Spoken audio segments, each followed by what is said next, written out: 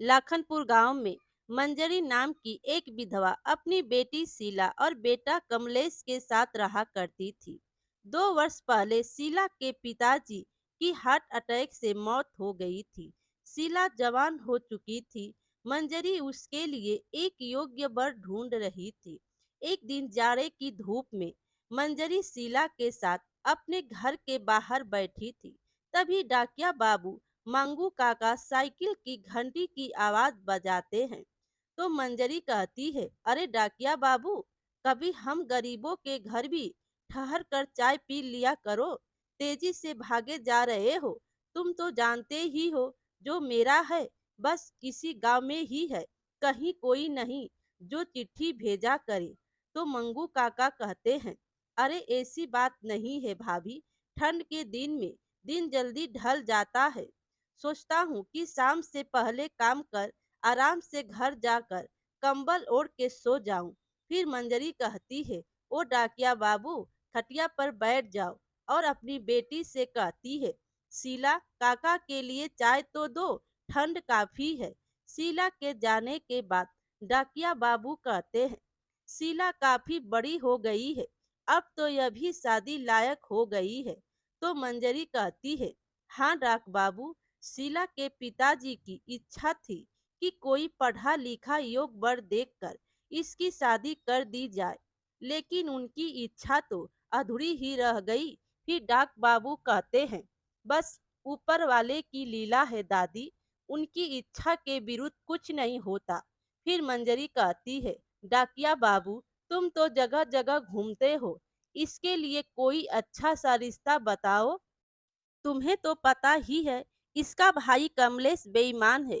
इसके पहले कि वह खेत घर बेच दे, मैं इसकी शादी कर देना चाहती हूँ। फिर डाकिया बाबू बताते हैं, रामगंज गांव के महेश का बेटा नरेंद्र बहुत ही अच्छा और होनहार है दादी, गांव में टीचर है। वह शीला के लिए अच्छा रहेगा। आप कहो तो मैं बात चलाऊं। तो मंजरी कहती है, नेकी और पूछ पूछ भाई, जितनी जल्दी हो उससे बात चलाओ, फागुन में इसकी शादी कर देंगे। तो डाकिया बाबू कहते हैं, ठीक है दादी, अब मैं चलता हूँ, जल्दी ही अच्छे समाचार के साथ मिलूंगा। तभी शीला वहां आ जाती है और कहती है, अरे रुको काका, चाय तो पीते जाओ, यह लो गरम गरम अदरक वाली चाय। मांगू काका चाय पीते ही कहते हैं, अरे वाह, बिटिया के हाथ में तो जादू है। अच्छा है तुमने इसमें अदरक डाल दिया, मेरे गले में कुछ दिन से बहुत खराश हो रही थी, सब दूर हो जाएगा।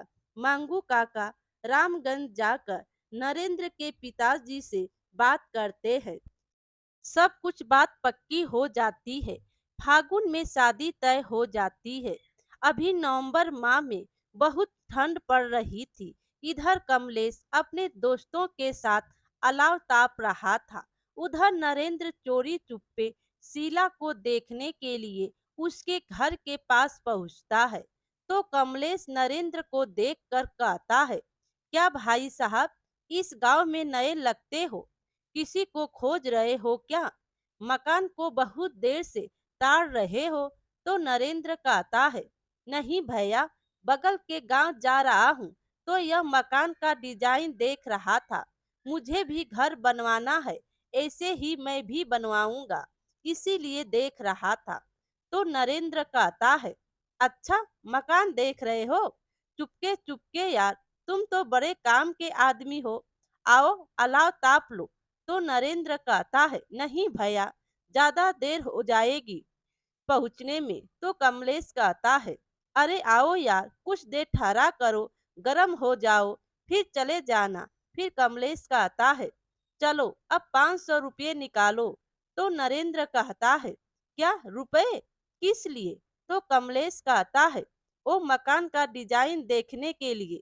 मैंने यह मकान का डिजाइन 1000 रुपये देकर बनवाया था। वैसे तो लेता मैं 2000 हूँ, लेकिन तुम बोले कि बगल के गांव से हूँ, इसीलिए 1500 रुपये डिस्काउंट।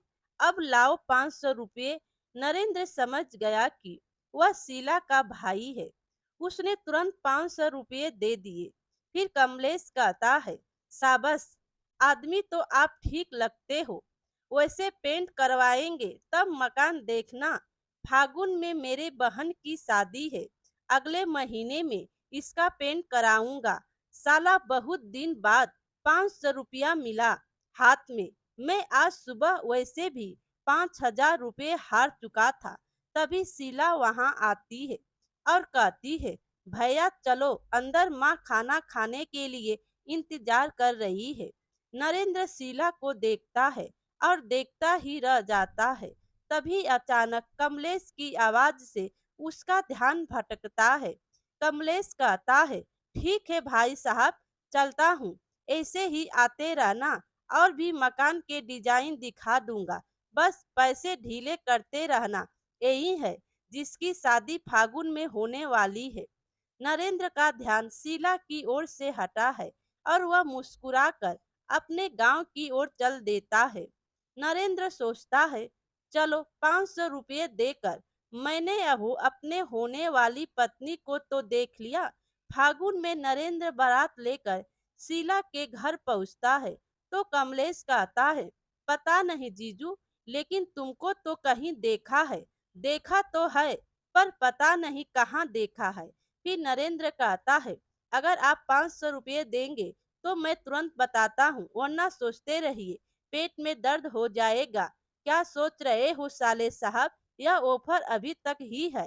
तो कमलेश कहता है, मान गए जीजू, तुम भी बड़े कमीने हो। यह लो 500 रुपये और जल्दी बताओ। तो नरेंद्र कहता है, हम 3 महीने पहले हम यहीं पर मिले थे, जब तुमने मुझसे अपने घर के डिजाइन को देखने का 500 रुपये ले लिया था। फिर कमलेश कहता है, ओहो, तो यह बात है जीजू, तुम मकान देखने नहीं, शीला को देखने आए थे। मगर यह बात पहले पता होती तो तुमसे 5,000 लेता। चलो, माँ ने तुम्हें गिफ्ट में 3 लाख रुपये दिए हैं ना, उसमें से साले का 10% कमीशन, 30,000 रुपये जल्दी से देकर आगे का काम स्टार्ट करो। फिर शीला की माँ कहती है, कमलेश तुम्हें शर्म नहीं आती मेहमान से पैसा मांगते हुए। फिर कमलेश कहता है, शर्म कैसी जीजू, अब हमारे फैमिली मेंबर बन गए हैं, अब हमारी इज्जत इनकी इज्जत बन चुकी है। हमसे मेरे दोस्त दारू पार्टी मांग रहे हैं, मेरी इज्जत दाव पर लगी है, इसके लिए जीजू इतना भी नहीं कर सकते क्या। नरेंद्र 30,000 रुपये देकर कमलेश से किसी तरह पीछा छुड़ाता है। संयोग से कुछ दिन बाद नरेंद्र का ट्रांसफर हो जाता है। रविवार के दिन डाकिया मंगू काका नरेंद्र के घर पहुंचते हैं और बाहर से आवाज लगाते हैं, शीला बेटी, अरे ओ शीला बेटी। फिर नरेंद्र घर के बाहर जाता है तो देखता है तो कहता है, अरे आइए आइए डाकिया चाचा, कैसे हैं? बहुत दिन बाद इधर आए। रविवार छुट्टी के दिन भी काम कर रहे हैं। इतनी भीषण गर्मी में क्यों बाहर निकलते हो चाचा? तो डाकिया चाचा कहते हैं, अरे बेटा, काम तो काम है, उसको तो करना ही पड़ेगा। कल थोड़ी तबीयत अच्छी नहीं लग रही थी, इसीलिए कल वाली चिट्ठी आज बांट रहा हूँ। फिर नरेंद्र कहता है, कर्तव्य निभाना तो कोई आपसे सीखे चाचा, पर एक शिकायत है आपसे चाचा। पहले आप आते थे तो दूर से ही नरेंद्र नरेंद्र चिल्लाते थे, और अब शादी के बाद शीला शीला पुकारते हैं। फिर डाकिया चाचा हंसते हुए कहते हैं, बेटा, घर असल में गृह का ही होता है, और शीला बेटी को तो मैं बचपन से ही देख रहा हूँ। फिर नरेंद्र कहता है, वह मुझे तो मालूम ही नहीं था कि मेरा घर अब शीला का घर बन चुका है। तभी वहां पर शीला भी आ जाती है। तो नरेंद्र कहता है, लो शीला भी आ गई। शीला, डाकिया चाचा, प्रणाम। मंगू काका, कैसे हैं? मेरे घर का हाल चाल बता दीजिए, बहुत दिन से वहां का समाचार नहीं मिला। फिर मंगू काका कहते हैं, वहां का हाल तो बहुत बुरा है बेटी, अब मैं क्या कहूँ। कमलेश की आदत तुमसे छुपी तो नहीं है, रोज दारू पीकर जुए में हार कर आता है और मंजरी दादी से झगड़ा करते रहता है। फिर शीला रोते हुए कहती है, काका, यही सब देखकर तो मैंने उनसे कई बार कहा है कि यहाँ आ जाओ, लेकिन उसका पुत्र मोह और बेटी के यहाँ जाकर नहीं रहने का सिद्धांत उन्होंने मेरी बात नहीं मानी। तो डाकिया चाचा कहते हैं, रो मत बेटी, अब तुम्हें मैं एक अच्छी खबर सुनाता हूँ। नरेंद्र का ट्रांसफर तुम्हारे गांव के माध्यमिक विद्यालय में हो गया है। अब तुम वहां रहकर कम से कम माँ की देख रेख कर सकती हो। फिर शीला कहती है, सच काका, भगवान तेरा लाख लाख शुक्र हो। फिर नरेंद्र कहता है, चलिए यह भी अच्छा ही हुआ।